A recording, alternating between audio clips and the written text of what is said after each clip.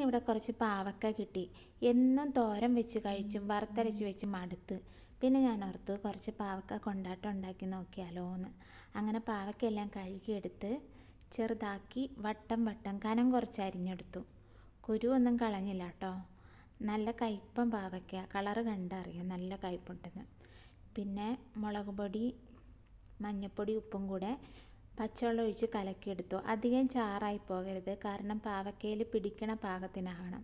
അങ്ങനെ പാവയ്ക്കയിലെല്ലാം തേച്ച് പിടിപ്പിച്ച് ഓരോ പാവയ്ക്ക എടുത്ത് പിടിപ്പിക്കേണ്ട വന്നു. നല്ലതുപോലെ തേച്ച് പിടിപ്പിച്ച് ഒരു 10 മിനിറ്റേലും വെക്കണം കേട്ടോ, എങ്കിലേ പാവയ്ക്കയിൽ നല്ലതുപോലെ പിടിക്കുള്ളൂ.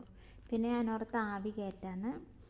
പിന്നെ ഊട്ടുള്ള പാത്രത്തിൽ എല്ലാം കൂടെ വെച്ചിട്ട് ആവി കയറ്റാൻ വെച്ചു. അധികം വെന്ത് പോരുത്, അധികം ആവി കയറിയാൽ അതിൻ്റെ അരപ്പെല്ലാം വെള്ളത്തിലോട്ട് വീണ് പോവും.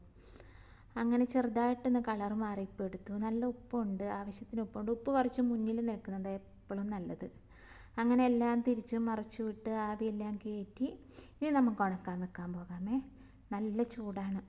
മുകളിൽ പേപ്പറൊക്കെ വിരിച്ച് ഓരോ പാവയ്ക്ക എടുത്ത് നിരത്തി ഓരോന്നോരോന്ന് വെച്ച് കൊടുത്തു.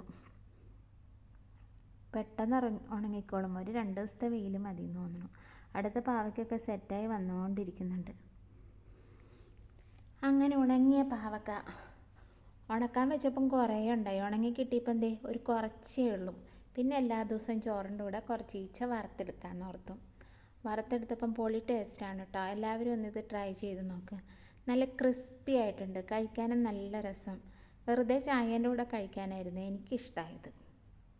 പിന്നെ കാറ്റ് കയറാത്ത നല്ല ടിന്നിൽ അത് മുറുക്കി അടച്ച് സൂക്ഷിച്ച് വെക്കണം. അല്ലെങ്കിൽ എന്താണെന്നോ പൂപ്പൽ പിടിക്കും ഇതിൽ വേഗം.